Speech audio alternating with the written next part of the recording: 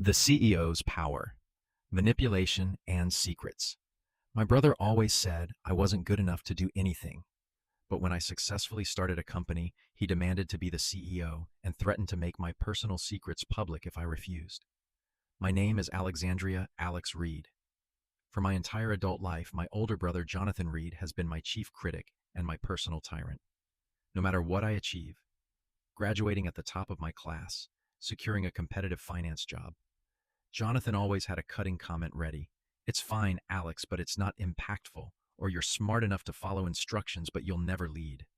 Jonathan was the golden child. He went to Harvard, worked on Wall Street, and radiated an aura of effortless superiority. I was always the one left in his shadow. That changed 2 years ago when I launched Ether Analytics. It wasn't high finance. It was an innovative B2B software platform that used predictive modeling to optimize inventory management for mid-sized manufacturers. It was my baby built from the ground up with sleepless nights and sheer will. Ether Analytics was successful fast. We secured 3 rounds of funding, hit a $50 million valuation, and were projected to double our revenue within the year. I was the founder, the CTO, and the driving force. Jonathan, who was still trying to launch a volatile crypto hedge fund, finally noticed. The confrontation happened in my downtown Seattle office, overlooking the gray waters of the Puget Sound. Jonathan, impeccably dressed in a custom suit, sat across from me, sipping imported espresso. Alex, this is impressive, he admitted grudgingly. It has stability, it has traction. Thank you, Jonathan, I said, trying to maintain a professional distance. We're expanding to the East Coast next quarter. No, we are not, he corrected, putting his cup down sharply. I am. I've decided to take over the role of CEO. I stared at him dumbfounded. You've decided, Jonathan. I'm the founder and the majority shareholder. This is my company. And that's the problem, Alex, he said, leaning back with that familiar condescending smirk.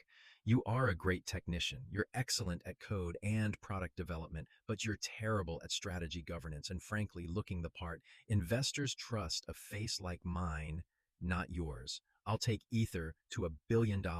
You'll stagnate it at 50 million. The audacity was staggering. The answer is no, Jonathan. I founded this company. I run this company. You can invest if you want, but you will not run it. Jonathan's expression hardened. He pulled out his phone and placed it on the table. I anticipated that. Alex, he said, his voice dropping to a menacing whisper, I have something that will change your mind. He opened a file on the phone, turning the screen toward me. The image that flashed across the screen wasn't compromising.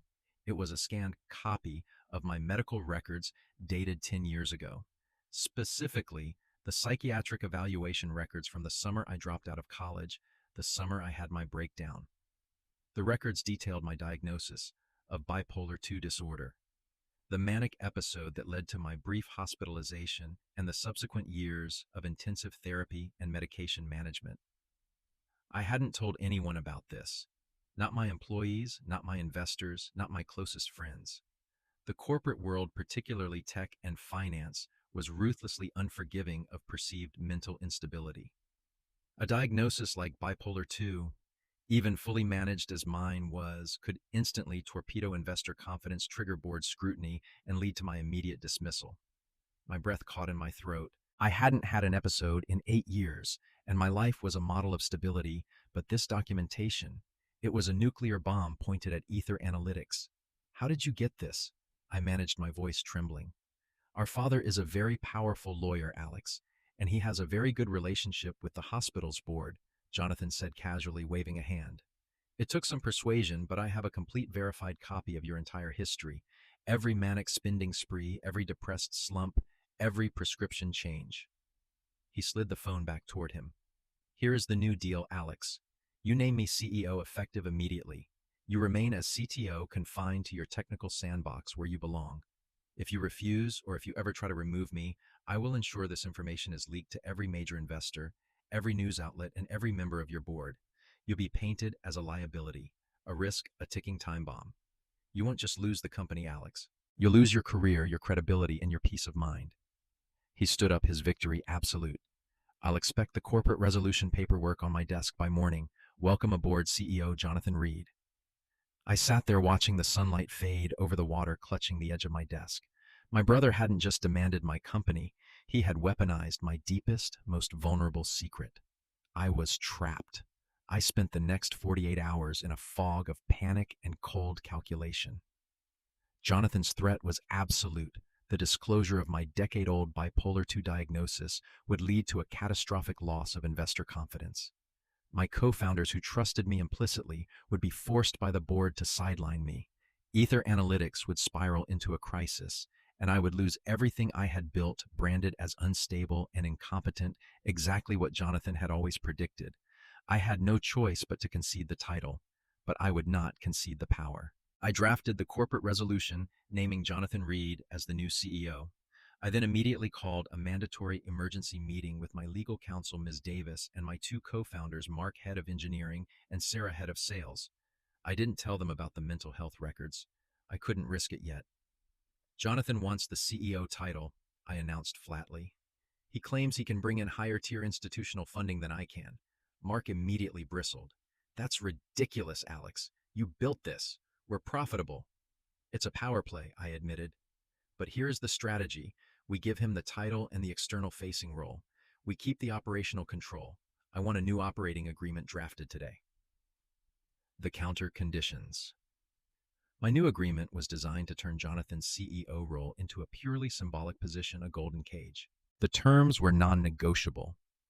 CTO control, I would retain my title of Chief Technology Officer, but the operating agreement would explicitly state that all product development, engineering, and inventory management IP remained solely under the CTO's purview, with no CEO interference allowed. Veto power.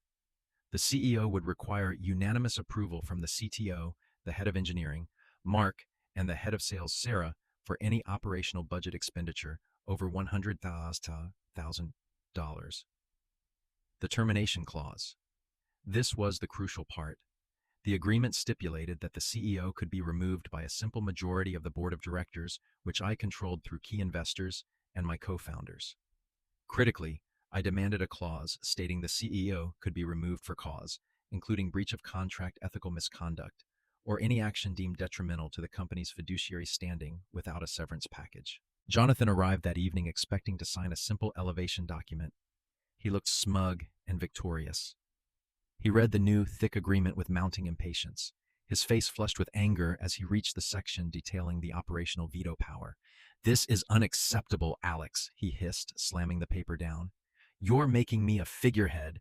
I need unilateral control over strategy." "You'll have the title, the salary, and the visibility," I said calmly, meeting his gaze. "You want to raise our valuation to $1 billion, fine. Go talk to the VCs. But you will not touch the code, you will not change the product roadmap, and you will not spend any significant money without my approval. If you want the CEO chair, you sit in my chair under my rules." "And if I refuse," he challenged. I leaned forward. "Then I refuse to name you CEO. And if you release those records, I will simultaneously release a public statement detailing your attempt at corporate blackmail and extortion, providing a complete timeline of your threats. Your history of failed ventures and my documented stability for the last 8 years will turn this into a story about a desperate brother attempting corporate sabotage. You'll destroy the company, but you'll destroy your credibility on Wall Street forever. Are you ready for that?" Jonathan stared at me, his eyes blazing with hatred. He was forced to realize that in trying to gain leverage over me, he had exposed his own ethical bankruptcy. He had a reputation to maintain in his circles, and a public scandal involving blackmail would ruin him. He picked up the pen. "Fine. You want to play the warden, Alex, enjoy it. But know this, I will find another way to take this company from you." He signed the document with a furious flourish.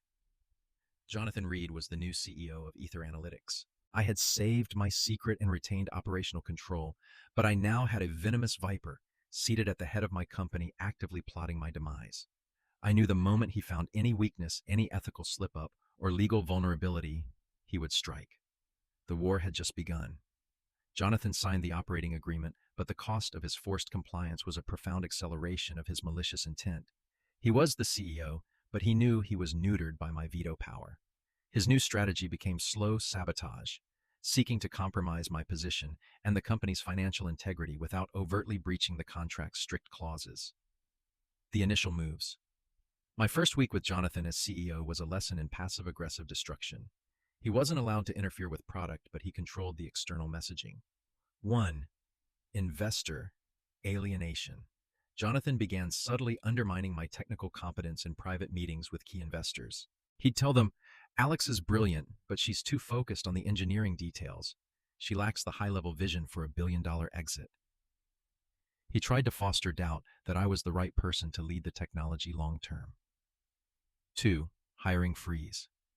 He used his control over non-operational budget lines to impose a hiring freeze on my engineering department, claiming it was a necessary cost-saving measure before the next funding round. This forced my team to handle an unsustainable workload, increasing the risk of bugs and burnout. 3. The luxury office. Without consulting anyone, Jonathan leveraged his CEO title to sign a 2-year lease on an extravagant new corporate headquarters in a prime expensive Seattle location. While the lease was technically under the $100,000 threshold for the initial deposit, the monthly rent was crippling. This was his way of inflating overhead and wasting capital, a breach of fiduciary duty that was hard to immediately prove as detrimental. My co-founder, Mark, head of engineering, was the first to sound the alarm. He's choking us, Alex, Mark said, leaning over my desk, showing me a list of pending server upgrades he couldn't authorize. We're starting to hit bandwidth caps, and if we lose stability, we lose our major clients. This isn't just budget control, it's a deliberate attempt to make our product fail. I realized I couldn't wait for Jonathan to commit an obvious firing offense. I had to expose his intent to the board before the technical instability became Ether's public failure. The forensic audit. I couldn't use the board immediately. They were still charmed by Jonathan's Harvard pedigree and big picture talk. I needed irrefutable proof of his sabotage. My legal counsel, Ms. Davis, and I initiated a secret forensic audit of all of Jonathan's financial activities since he joined the company. We were looking for any pattern of self-dealing, excessive spending, or unauthorized transfers. The audit team was cautious, reviewing every receipt and every expense report. It took 10 days, but they found the needle in the haystack. Jonathan wasn't just wasting Ether's money, he was using it to directly fund his failed crypto venture. The audit revealed that Jonathan had used a shell company disguised as a marketing analytics firm to bill Ether Analytics for $85,000 worth of consulting fees. The invoices were vague, the work was non-existent, and the shell company was traced directly back to a dormant LLC Jonathan had used for his hedge fund operations 2 years prior. He had created a ghost company to skim money from Ether just shy of the $100,000 veto limit. It was an illegal transaction, a clear case of self-dealing and wire fraud. This is it, Alex, Ms. Davis confirmed, sliding the bank records across the table. This is a felony. It's for cause termination without a doubt. He breached his fiduciary duty for personal gain. The counter-blackmail. I had the evidence. Jonathan had been caught stealing. I scheduled an immediate confidential meeting in the office late that night. Jonathan walked in, his arrogance radiating off him. What's the emergency, Alex? Are you finally admitting you can't handle the engineering workload? I didn't answer. I simply slid the folder containing the audit report, the shell company bank records, and the detailed invoices across the table. Jonathan's face went white as he read the findings. The arrogance drained away, replaced by pure terror. This wasn't just grounds for termination. This was prison time. You audited me, he stammered. You don't have the authority. I have the authority to protect the company from theft, I interrupted, cutting him off. I have the proof, Jonathan. You stole $85,000 from Ether Analytics and committed wire fraud. I can fire you tomorrow, file a criminal complaint, and destroy your reputation forever. He looked at me, his eyes darting between the door and the folder. Then he regained his composure, reverting to his last desperate weapon. You can fire me, he hissed, picking up his own phone. But if I go down, you go down harder. I still have the psychiatric records, Alex. I'll send them to every board member simultaneously with my resignation. The headline won't be, CEO steals $85K. It will be, mentally unstable founder fires CEO after breakdown. You'll lose the company anyway. You have the secret, and I have the power to reveal it. He had backed me into an impossible corner, expose the theft and lose the company to investor panic, or bury the theft and keep the criminal CEO. The only way to win was to find an external vulnerability, a secret Jonathan thought was untouchable. Jonathan's counter-blackmail, threatening to expose my bipolar II diagnosis if I exposed his wire fraud, left me in a strategic stalemate. I couldn't fire him without destroying the company through investor panic. I had to find a secret of his that was as damaging to his public image as my diagnosis was to my corporate standing, something that could be exposed without immediately implicating Ether Analytics. My brother's entire life was built on an image of impeccable corporate success and ethical superiority. He was the perfect high-achieving son. I had to find the flaw in that facade. I called Ms. Davis, my lawyer, and explained the situation, omitting the sensitive medical details, but emphasizing that Jonathan possessed deeply damaging private information about me that he was using to neutralize the fraud evidence. I need something on Jonathan that's equally catastrophic, but untraceable back to Ether, I instructed. Something that destroys his reputation on Wall Street, not just in Seattle. Digging into the past. Jonathan's weakness was his arrogance. He believed his past was untouchable. While he was lecturing me about technical competence, I instructed Ms. Davis to initiate a deep dive forensic investigation into his time at Harvard and his early career on Wall Street. My first target was his crypto hedge fund. Jonathan always boasted about his early entry into the market, but the fund vanished quickly and quietly. We found the firm's dissolution records. The fund didn't just fail, it was involved in a messy confidential lawsuit filed by a few high-net-worth investors. The suit was settled out of court under strict non-disclosure agreements, NDAs. Ms. Davis leveraged her network to gain access to the details of the settlement. The reason for the lawsuit was devastating insider trading. Jonathan had allegedly used proprietary information from a major investment bank to front-run crypto asset purchases, leading to massive losses for his clients when the scheme collapsed. He had managed to suppress the records and pay off the investors to avoid public scandal and criminal charges, protecting his clean reputation. This was the perfect weapon, a documented multi-million-dollar ethical breach that would shatter his perceived competence and integrity in the eyes of any serious investor. The missing piece. However, the NDAs were ironclad. If I exposed the insider trading, I risked being sued by the original investors for breach of contract, and the evidence, while powerful, was buried in a confidential settlement file. We kept digging, focusing on Jonathan's most prized possession, his Harvard legacy. Jonathan was obsessed with his early success, often referencing a prestigious exclusive award he won during his undergraduate years. I recalled a story my father once told me years ago about a serious misunderstanding during Jonathan's senior year. Dad had been vague, chalking it up to college politics. I hired a private investigator, PI, in Boston. The PI tracked down a retired academic advisor who remembered the incident well. The misunderstanding wasn't political. It was a severe case of academic plagiarism. Jonathan hadn't won the prestigious award. He had been nominated, but the nomination was quietly withdrawn when the administration discovered he had plagiarized the entire winning thesis from a long-dead, obscure economist. The university, desperate to avoid scandal, forced Jonathan to rewrite the thesis, issued a private formal censure, and threatened to revoke his degree if the incident was ever publicized. This was his true, untouchable secret, the foundation of his intellectual superiority. His Harvard degree was tainted by fraud. The final showdown. I now had two devastating secrets, the insider trading settlement and the Harvard plagiarism censure. Neither directly hurt Ether Analytics, but both destroyed the entire image Jonathan had painstakingly built. I called an emergency board meeting for the following morning, drafting the full for cause termination papers based on the wire fraud. That night, I met Jonathan in my office. He was smug, believing he had successfully paralyzed me. "Have you signed the termination papers, Alex?" he asked, leaning back. "You know you can't." I pushed the full audit report proving his $85,000 theft across the table, along with a separate slim folder. "I have two files here, Jonathan," I said, my voice steady. "File 1 is the audit. It proves wire fraud and theft. That sends you to prison and destroys Ether." I pushed the second folder across. It contained the PI report detailing the Harvard censure and the names of the investors he settled with for insider trading. "File 2 contains the evidence of your plagiarism at Harvard and your insider trading settlement on Wall Street. If you release my medical records, I release both of these files to the Wall Street Journal and the Harvard Alumni Magazine. You won't just lose Ether. You will lose your reputation, your career, your father's respect, and your freedom." Jonathan snatched up the second folder. As he read the PI's notes on the Harvard censure, his face crumpled.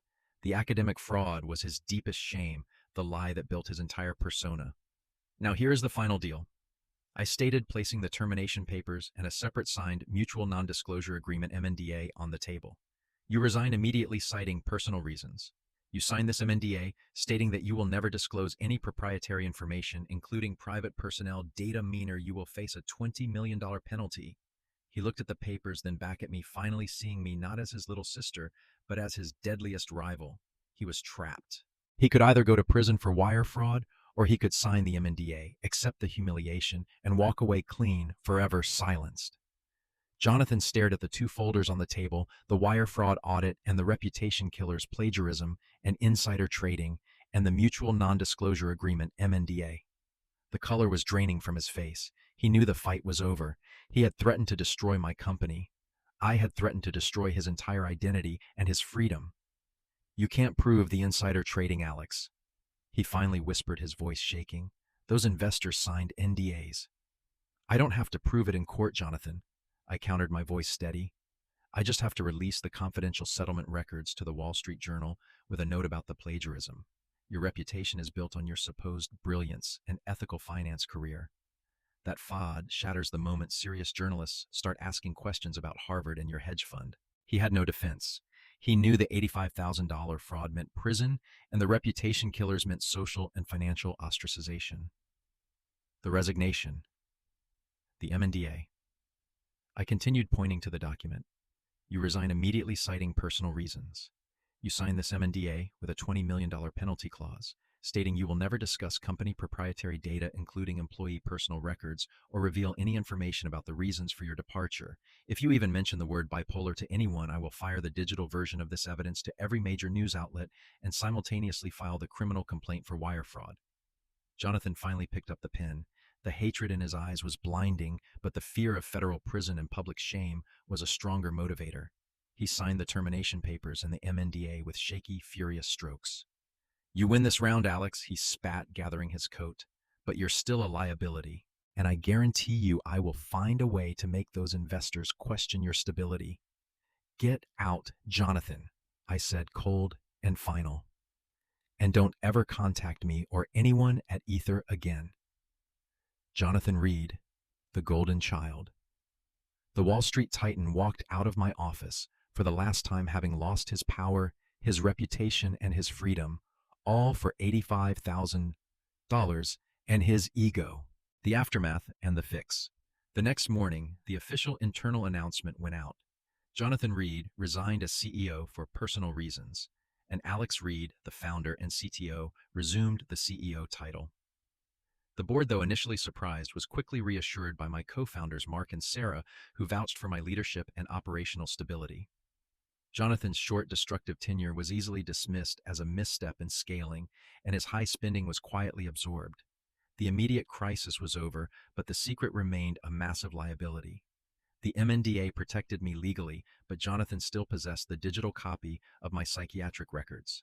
If he ever wanted to destroy me, he still had the weapon, even if the cost was $20 million and a prison sentence.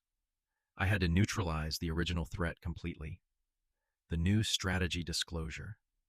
I realized that the only way to defang the blackmail was to take the power away from the secret itself.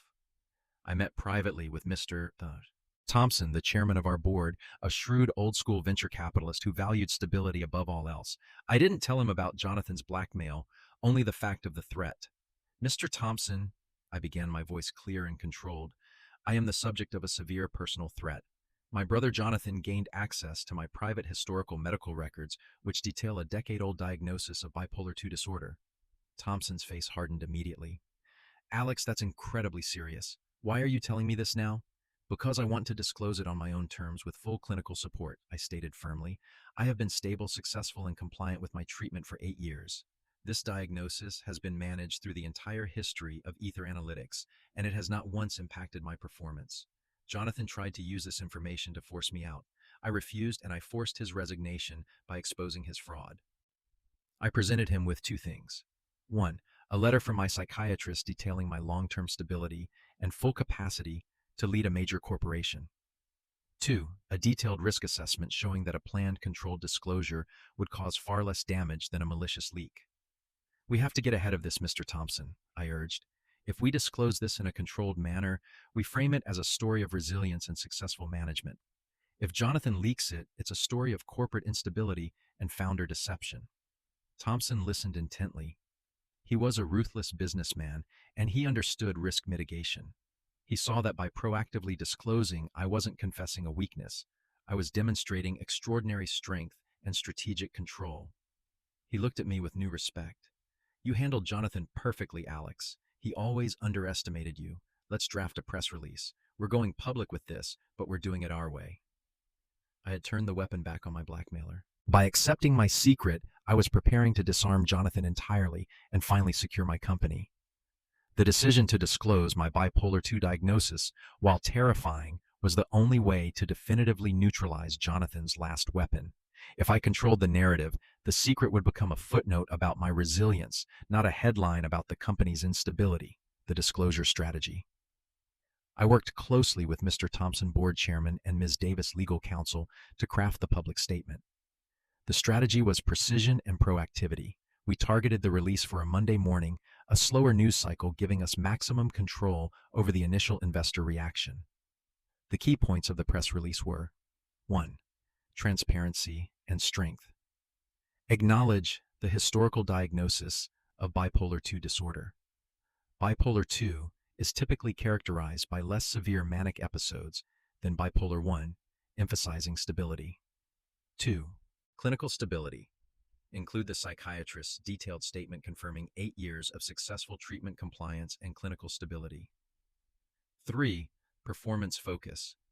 Reiterate my role as the visionary founder and my current success leading Ether Analytics to its $50 million valuation. 4. The context, omitting blackmail. Subtly frame the disclosure as a preemptive measure against unfounded personal attacks by my recently dismissed brother without detailing the wire fraud or the blackmail itself. I addressed the entire company via a live stream before the press release went out. I was honest, firm, and vulnerable. I am sharing this deeply personal information today because my commitment to Ether Analytics, to our investors, and to all of you demands absolute transparency. I told them, this is part of my past fully managed, and it has never once compromised my ability to lead this company. The instability was not in me. It was in the person I just had to remove from our leadership. The market reaction. The initial reaction was a predictable jolt. A few alarmist headlines appeared focusing on the word bipolar. As expected, Ether's stock price dropped 6% in the first hour of trading. Then the narrative began to shift exactly as we had planned. The prepared statement by Mr. Thompson and the clinical detail provided by my psychiatrist framed the story as one of overcoming adversity. Investors, seeing the proactive, controlled disclosure and the immediate strong leadership response, realized I was handling the crisis with exceptional skill. By the end of the day, the stock price had recovered 4%. The crisis was averted. The secret was out, but the power of the secret was gone. Jonathan's weapon was useless. The final showdown with Jonathan. The phone rang that evening. It was Jonathan, frantic and enraged. "You ruined me, Alex. You took my leverage." He screamed into the phone. "That was my only defense. Do you know what this means for my reputation? Now people will see the connection. Threatened you, and now you disclosed. You've branded me the cruel brother." "You were always the cruel brother, Jonathan," I said calmly. "You just hid it better. Now I have full operational control, full board support, and your primary weapon is a dud. Our MNDA is still in force. If you breathe a word about the fraud, I will release the audit, and you will go to prison." I had won the war for my company. But there was one final chilling piece of the puzzle, the source of the records, the deepest betrayal. I knew Jonathan was smart, but he was not subtle enough to breach hospital privacy without significant help. The PI I had hired in episode 4 was still working investigating how Jonathan gained access to my 10-year-old psychiatric files. The PI's report arrived 2 days later. The information was contained in a single secure file. Jonathan hadn't coerced the hospital board. The records were obtained legally through a third party who had access to my father's most sensitive legal files. My father, David Reed, a high-powered corporate lawyer, had handled the legal aspects of my hospitalization a decade ago. He was the only person outside of my doctor who had a verified digital copy of my complete records. The PI confirmed that my father's administrative assistant, who had worked for him for 20 years, had resigned abruptly a month before Jonathan's blackmail attempt. The records show the assistant accessed the archives the week before leaving. The conclusion was undeniable. Jonathan didn't steal the records. Our father gave them to him, or at least provided the means to access them. My father, who had spent my life siding with Jonathan, who had funded his failures, had provided the nuclear option to help his golden child steal my company. The deepest betrayal wasn't from my brother, but from the man who was supposed to protect me. The confirmation that my own father, David Reed, was the source of the confidential medical records was the ultimate betrayal. Jonathan was the aggressor, but my father was the enabler, the one who handed him the weapon to destroy my life's work. It solidified the dynamic that had defined my life. Jonathan, the golden child, would always be protected, and I was perpetually the disposable failure.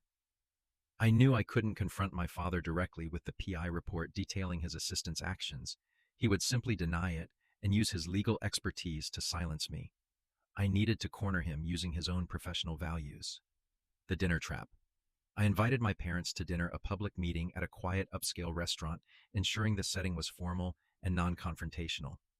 The conversation was initially cordial. Jonathan's resignation was quickly dismissed as a shame about the cultural fit, and my mother praised my resilience. My father, however, was clearly uneasy, avoiding my gaze. I waited until the end of the meal, after the waiter had cleared the plates to strike. "Dad," I began, my voice clear, "I wanted to thank you for ensuring my medical records weren't released." He flinched, but quickly adopted his lawyer persona. "Alex, I assure you I had no knowledge of what Jonathan was planning. I would never betray your confidence." "I know you wouldn't intentionally betray me, Dad," I replied, maintaining a sympathetic tone, "but I had to hire a PI to understand how those decade-old confidential files left my primary care physician's office and landed directly in Jonathan's hands." I leaned in, ensuring only he could hear.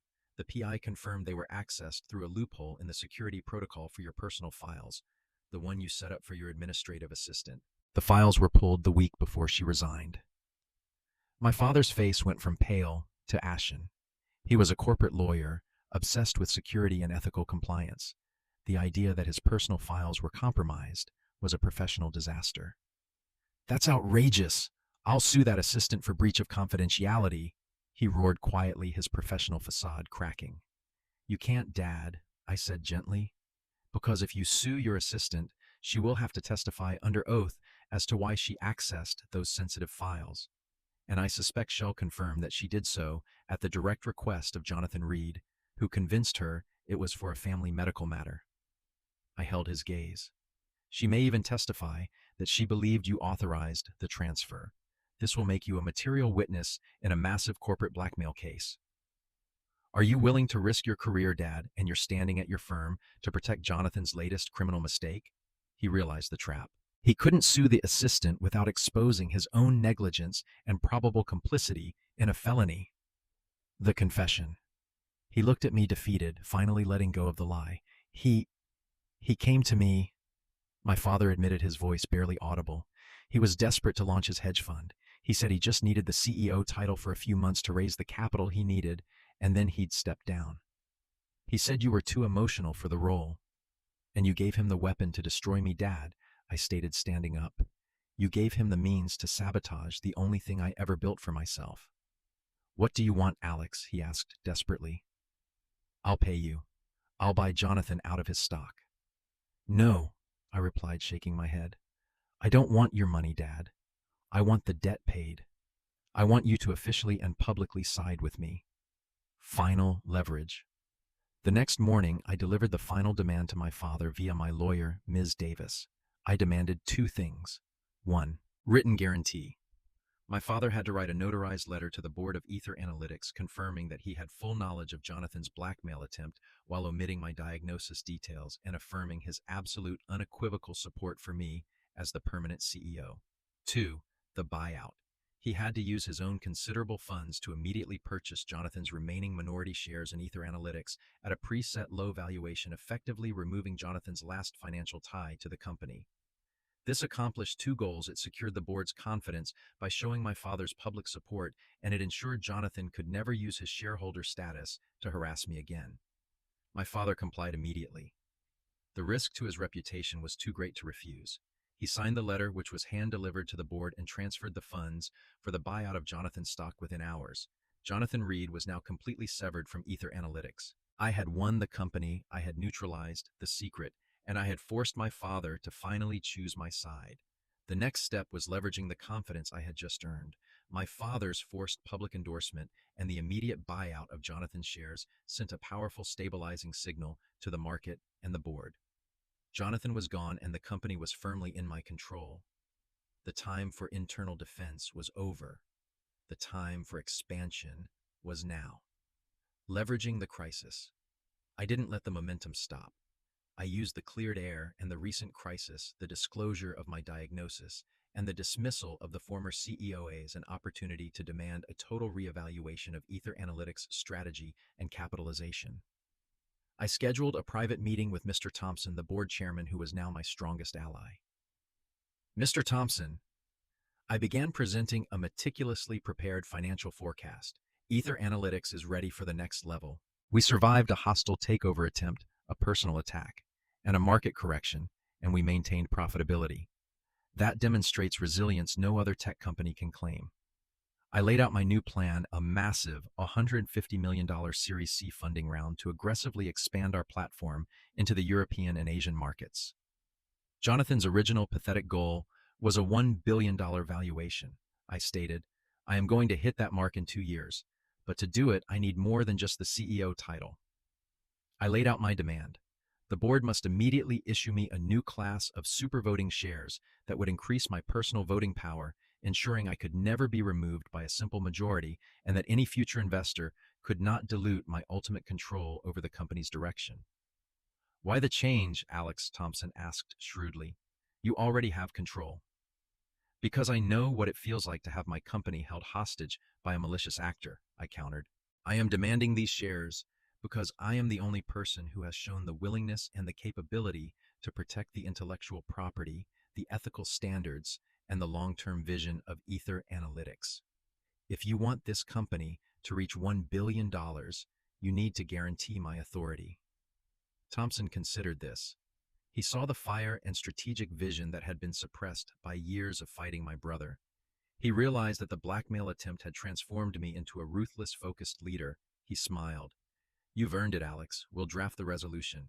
You are exactly the type of CEO we need. The unification. With the board's support secured, I focused on healing the company culture. My co-founders, Mark and Sarah, had been my lifeline through the entire ordeal. I called a meeting with them and thanked them for their loyalty, finally telling them the full truth about Jonathan's blackmail, the medical records, the audit, and the strategic counter-blackmail. Mark, the head of engineering, looked stunned. I can't believe you went through that alone. Why didn't you tell us? Because if I told you, you would have felt pressured to lie for me, I explained. And if Jonathan had exposed the lie, it would have destroyed your reputations too. I needed you to remain clean and objective so you could lead the company during the fallout. Your loyalty saved Ether's operations. To reward their faith and hard work, I transferred a significant portion of my founding shares to Mark and Sarah, making them major shareholders and further cementing their control over the company's operational integrity. We were a unified, unbreakable front, the new target.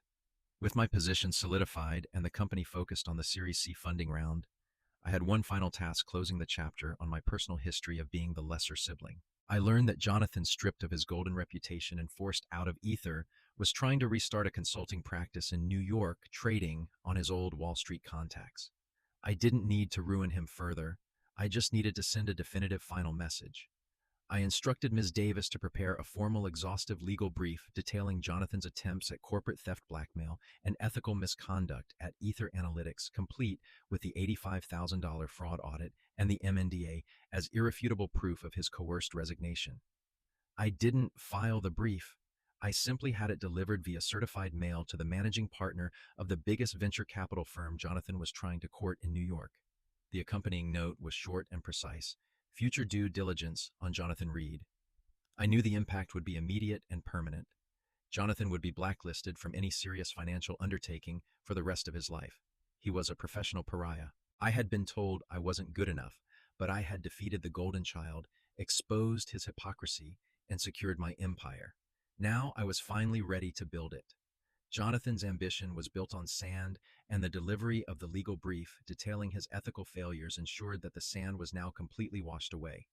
His attempts to re-establish himself in New York finance collapsed instantly.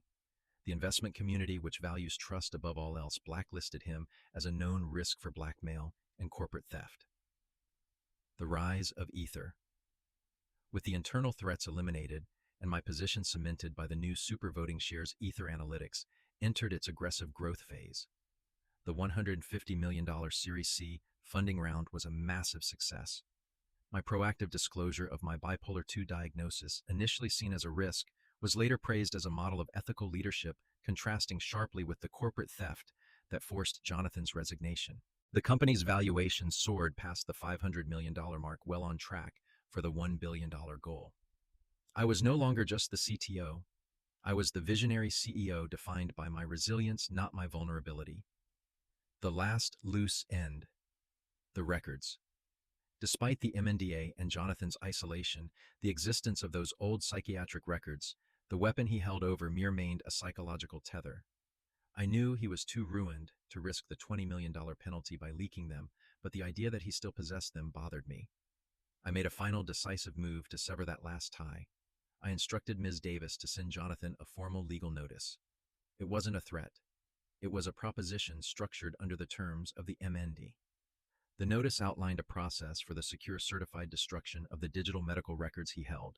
It stipulated that a neutral, mutually agreed-upon third-party digital forensics expert would oversee the complete and verifiable erasure of the files from all his devices in exchange for a one-time paymenta final settlement for all outstanding disputes.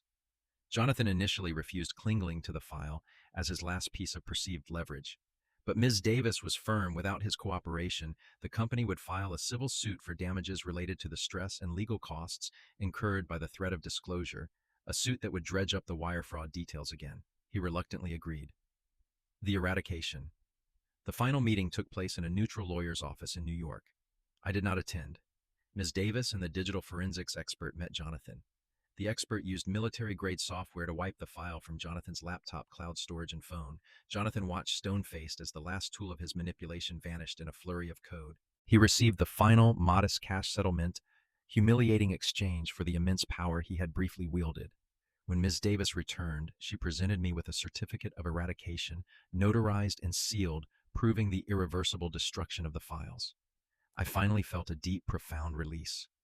The secret was out, the threat was gone, and the evidence was physically erased. The quiet humiliation. I received one final communication about Jonathan a few months later. My father, in a rare moment of genuine, unprompted concern, called me. "Jonathan's living in Miami," Dad said quietly. "He's working on some low-level consulting gig trying to stay afloat. He lost his apartment, his clients, everything." "He did that to himself, Dad," I replied without remorse. "I know," he sighed. "He blames you, of course. He says you didn't just win, you eliminated him entirely." "He forced me to, Dad. I didn't want the fight, but I finished it. I'm busy. I have a company to run." The conversation was short. My father was no longer the imposing patriarch. He was a man humbled by the realization that his golden child was a criminal and his failure daughter was a powerhouse CEO. He was now just an older shareholder grateful for my leadership. I hung up feeling no pity, only a quiet confirmation of justice. My brother had always predicted my failure, but his attempt to ensure it only paved the way for my greatest success. I was no longer defined by his judgment or my past diagnosis. I was defined by the empire I had built and the battles I had won. 2 years passed. The bitter legal battle, the painful betrayal, and the agonizing confrontation with my family faded into the corporate legend of Ether Analytics. The company was no longer defined by the chaos of its founding, but by the visionary technology it produced and the speed of its growth. Under my leadership, Ether hit the $1 billion valuation mark 6 months ahead of schedule. The Series D funding round was oversubscribed, solidifying Ether's position as a unicorn in the competitive B2B software space. The acquisition offer. The growth naturally attracted attention. The final culmination of the journey came in the form of an acquisition offer from Omnicorp, a massive multinational conglomerate looking to dominate the logistics software market. The offer was staggering $1.8 billion in cash and stock. I gathered my co-founders Mark and Sarah and the board of directors, including the now deferential Mr. Thompson, for the final meeting. This offer validates everything we built, I stated, looking at the assembled team. It secures our financial future and ensures Ether's technology will change the global logistics landscape. The board voted unanimously to accept. The complex process of due diligence began, leading to the closing date 6 weeks later, a final piece of the past. On the day the merger was finalized, I was sitting in my newly cleaned out office overlooking the Seattle skyline. My phone buzzed. It was a restricted number. I knew immediately who it was. I answered. "Hello, Jonathan." My brother's voice, devoid of its former arrogance, was flat. He was calling from a prepaid cell phone in Miami. "I saw the news, Alex," he said. 1.8 billion. Congratulations. "Thank you," I replied, feeling neither pride nor spite, just finality. "You won," he conceded. "You took the company, you took my reputation, and you forced Dad to disown me. I'm starting over at the bottom. But tell me this, did you ever stop taking the medication? Or are you running a billion-dollar company while still being unstable?" I paused, listening to the desperate final grab for leverage. He needed one last moment to feel superior. "That's the difference between us, Jonathan," I said quietly. "You needed the lie of perfection to succeed. I learned that my strength wasn't in hiding my vulnerability, but in managing it. I'm stable, I'm managed, and I built an empire while you were busy trying to find a criminal shortcut. The cost of my stability was honesty, and the cost of your arrogance was everything. You still should have told the board the truth about the blackmail," he challenged, reverting to his lawyerly defensiveness. "No, I gave them the only thing they needed, results, and I gave you the only thing you understood, consequences. Goodbye, Jonathan." I hung up and blocked the number permanently. The final thread to my past was severed. The last thorn standing, self-correction.